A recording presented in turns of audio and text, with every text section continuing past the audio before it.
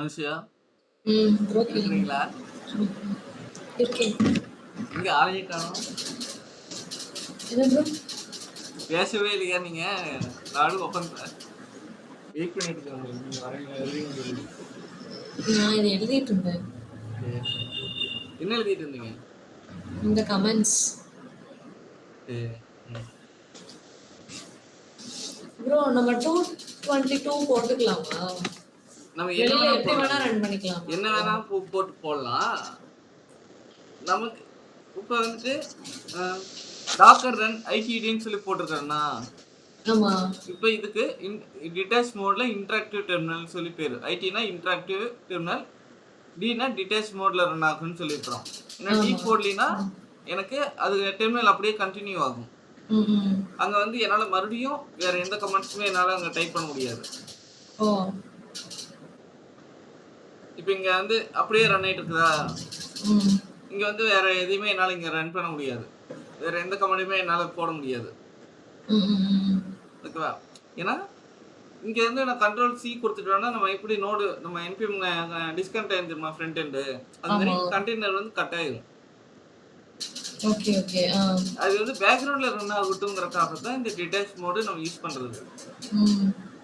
ஏன்னா இப்போ நம்ம என்பிஎம் ஸ்டார் கொடுத்துட்டு நம்ம இப்போ புதுசாக இன்னொரு டெர்மினல் ஓப்பன் பண்ணிட்டு நம்ம வந்து ஏதாவது பண்றதுன்னா பண்ணிக்குவோம்.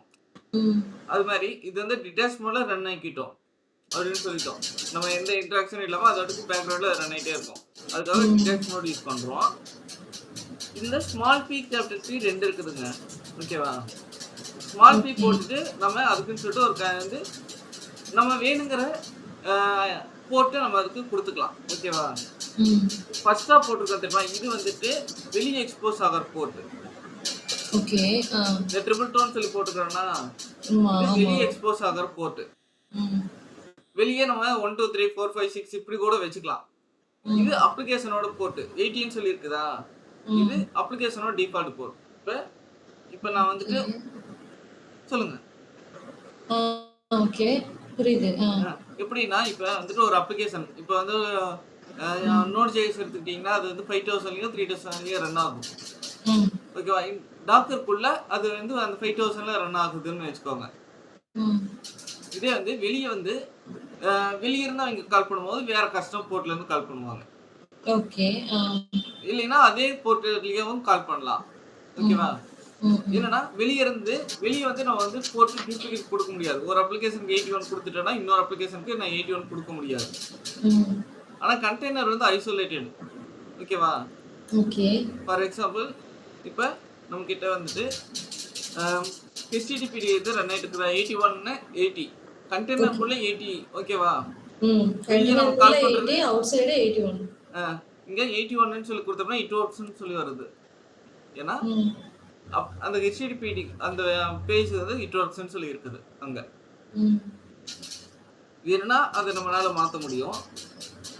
நான் பண்றது அப்படியே பார்த்து வச்சுக்கோங்க. இப்போ 81ன்னு சொல்லி இருக்குதா, இதுக்கான கண்டெய்னர் நீ வந்து அப்பாச்சி டோன் கொடுத்துருக்கா அந்த ஐடி எடுத்துக்கலாம்.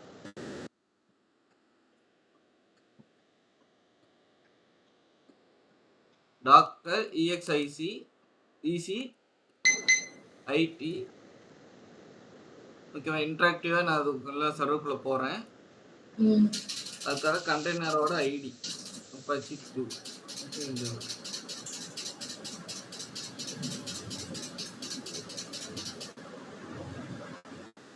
இப்படினா டாக்கர் வந்து எக்ஸிக்யூட் பண்ணனும் அர்த்தமா? இப்போ இங்க இருந்தேன். இது வந்து என்னோட சிஸ்டத்தோட இது டாக்கர் எக்ஸிக்யூட் இன்டராக்டிவ். அது மாதிரி கண்டெய்னர், இந்த கண்டெய்னருக்குள்ள பேஷ்ங்கிற ஸ்கிரிப்ட் மூலமா நீ உள்ள போ. ஷெல் ஸ்கிரிப்ட் படிக்கிறது தெரியுமா? ஷெல்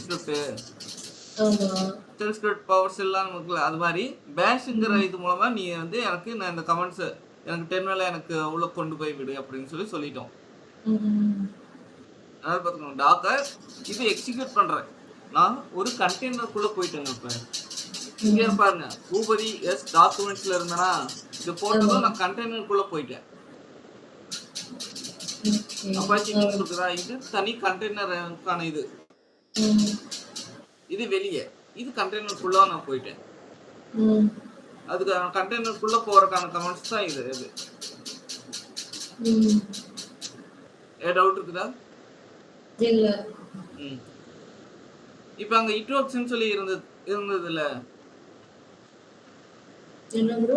இங்க இட்வொர்க்ஸ்னு சொல்லி உங்க டிஃபால்ட்டா இங்க ஷோ ஆகுதுல உங்களுக்கு. ஆமா. இது வந்து உள்ளுக்குள்ள தான் இருக்கும். இது எங்க இருக்குன்னா இந்த ஹெச்டி டாக்ஸ்னு சொல்லி இருக்குதுல. இது ஒரு ஃபோல்டர். இதுக்குள்ள பாத்துட்டோம்னா அதுக்கான கண்டென்ட் இருக்கும்.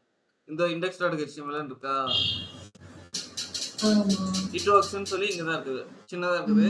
இது என்ன அது vi கேட்னா கன்கார்டினேஷன் தான போடலையா? கேட்னா வந்து ஒரு ஃபைலை ஓபன் பண்ணாம வியூ பண்றது. வியூ பண்றதுக்காக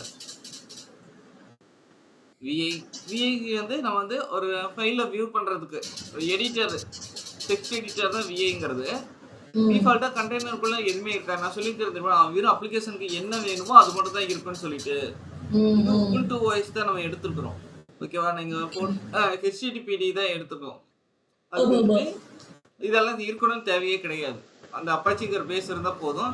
அதனால vi எடிட்டர் இல்ல. இப்போ நம்ம என்ன பண்ணோம்னா நாமளா பண்ற மாதிரி இதுக்கு நம்ம வந்து இப்போ வந்து அப்டேட் பண்ணிக்கிறோம் பேக்கேஜை.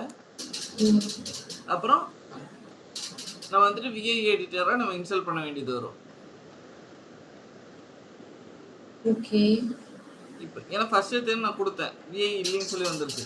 அதனால புதுசாக இதை அப்டேட் பண்ணிட்டு நம்ம வந்து இன்ஸ்டால் பண்றோம். apt install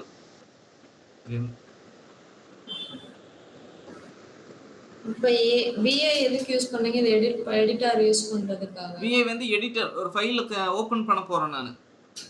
இப்போ கேட் போட்டோம் ஃபைலுக்குள்ள இருக்கிறத நம்மளால பார்க்க முடிஞ்சது. இப்போ நான் அந்த ஃபைலை எடிட் பண்ணனும். போட்டு தான் என்னால அதை எடிட் பண்ண முடியும். ஓகே. vi சொல்லி போட்டு இங்க நான் வந்துட்டேன். இப்போ இட்வொர்க்ஸ்னு சொல்லி இருக்குது. இப்போ இதை நான் கண்டென்ட்டை நான் சேஞ்ச் பண்ணணும்னு நினைக்கிறேன்.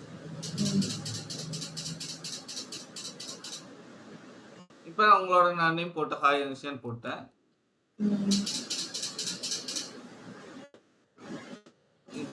இங்கே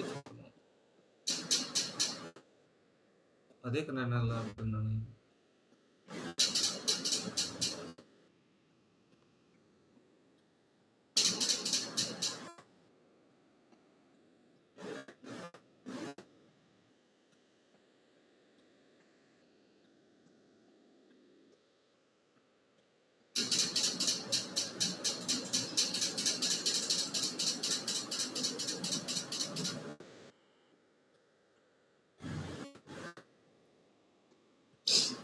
அப்பாச்சி 2 வந்து 222 இருக்கு. 81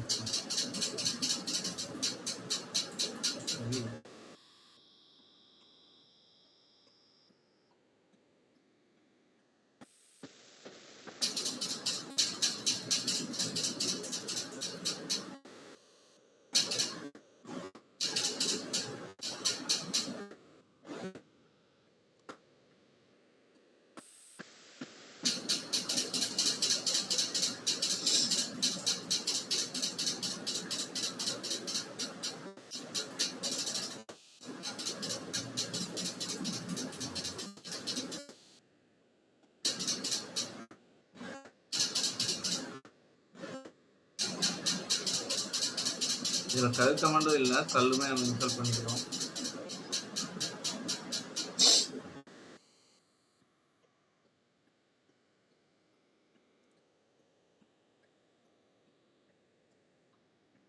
ஏன்னா கண்டெய்னருக்குள்ள ஹாய் அனுஷன் சொல்லி ஷோ ஆகுது.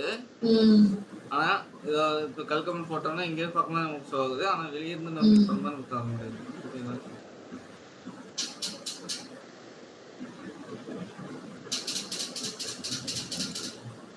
வச்சு 2ல தான் இருந்தோம். 2 தான் இருக்கு.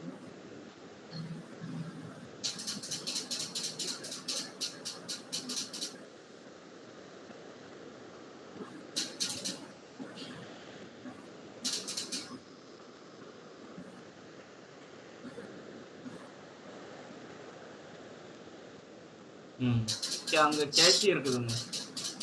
இந்த இந்த இந்த ஐபி அட்ரஸ் எப்படி ப்ரோ கிடைக்கும்? இது என்னோட ஐபி.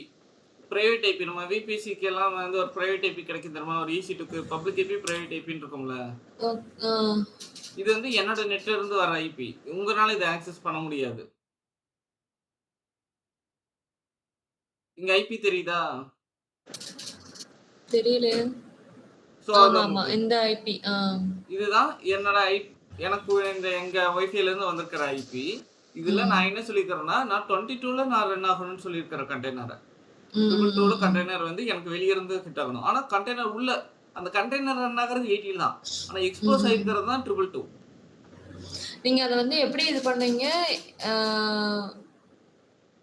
பேர் என்னது?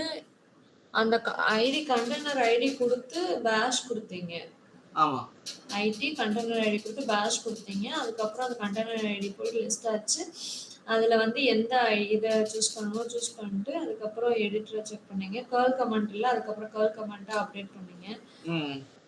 கர்ல் கமெண்ட் எப்படி இன்ஸ்டால் பண்ணீங்க? வந்துட்டு சும்மா நமக்கு APT install curl. APT install curl. ஏன்னா உள்ள நமக்கு கண்டெய்னர்ல ரொம்ப மினிமலா தாங்க வச்சிருப்போம். ஓகேவா? நம்ம அப்ளிகேஷனுக்கு என்ன வேணுமோ அது மட்டும்தான் வச்சுக்குவோம். வேற எதுவுமே தேவையில்லாததெல்லாம் நம்ம ஏற்றிக்க மாட்டோம். அதனால தான் நமக்கு இந்த அப்ளிகேஷனோட சைஸ் வந்து நமக்கு ரொம்ப மினிமலாக இருக்குது. இப்போ for example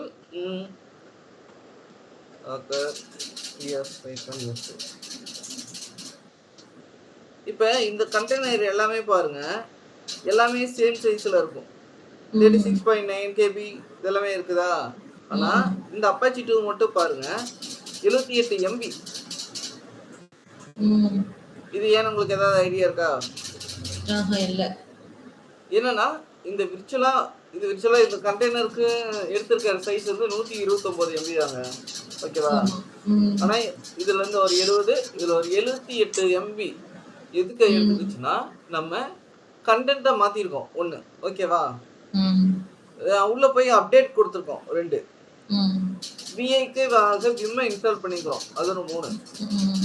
curl comment install பண்ணிக்கிறோம் 4.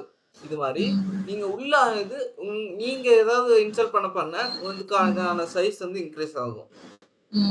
ஆனா இதோட இமேஜ்ல இருந்து அந்த இது வந்து டிஃபால்ட்டா இது அலோகேஷன் ஆனது 129 MB தான். நீங்க இன்ஸ்டால் பண்ண இது ஒண்ணுமே இன்க்ரீஸ் ஆகும். இப்போ 207 இருக்குதா? அப்போ மறுபடியும் நம்ம ஏதோ ஒன்று இன்ஸ்டால் பண்ணோம்னா அது இன்க்ரீஸ் ஆகும். இப்படி இன்ஸ்டால்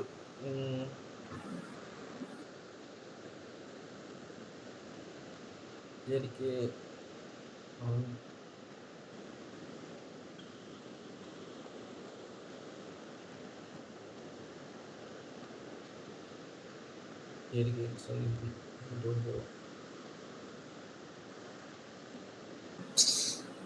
ப்ரோ ரொம்ப கஷ்டமா இருக்கு ப்ரோ. ஐயோ புரியல.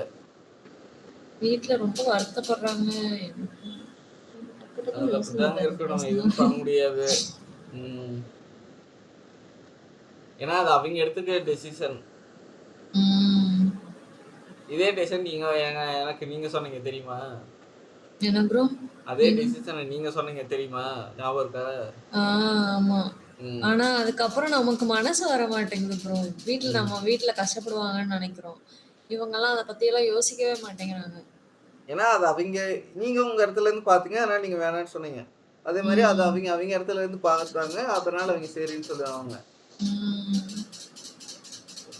அதுதான்.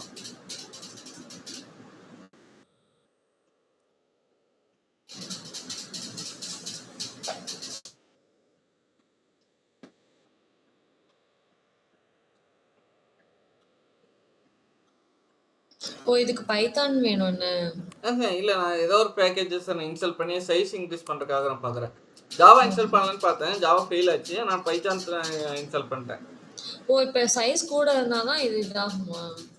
சைஸ் வந்து எனக்கு கூட வேணும். இப்போ நான் பிஎஸ் பண்ணி பார்த்தேன்னா இப்போ மறுபடியும் இன்க்ரீஸ் ஆயிருக்கும். 207 இருந்துதான். இப்போ பைத்தான் இன்ஸ்டால் பண்ணனால உங்களுக்கு 207 35, அது ஒரு 35 MB ஆயிடுச்சு. இது மாதிரி கண்டெய்னருக்குள்ள நீங்க என்னென்ன இன்ஸ்டால் பண்றீங்களோ அதுக்காக சைஸ் அப்படியே இன்க்ரீஸ் ஆகிட்டே போகும். ரொம்ப மினிமலா அதுதான் இமேஜ்ல ரொம்ப மினிமலா ஹை செக்யூரா இருக்கிறதுக்கான காரணம். உங்களோட அப்ளிகேஷனை ஹிட் பண்ணி வந்து ஒரு ஹேக்கரை ஈஸியாக வந்து ஹிட் பண்ணிடுவாங்க. ஏன்னா நீங்கள் எல்லா இதையுமே ஆக்சஸ் பண்ணுறாங்க அலோவ் பண்ணியிருப்பீங்க, பர்மிஷன் இருக்காது, எதுவுமே இருக்காது. இது மாதிரி ம். இதெல்லாம் வந்து ரெஸ்ட்ரிக்ஷன், ரொம்ப ரெஸ்ட்ரிக்ஷன், மினிமம் பேக்கேஜஸ் தான் இருக்குது. ம். அதுதான். ஓகே. இப்போ எங்கள் அக்காவோட பாயிண்ட் ஆஃப் வியூவில் பார்த்தீங்கன்னா, அவள் 20 நாள் தான் அவள் இருந்தா. 20 நாள்லேயும் கிட்டத்தட்ட ஒரு 4 சண்டை வந்துருக்குங்க. ம்.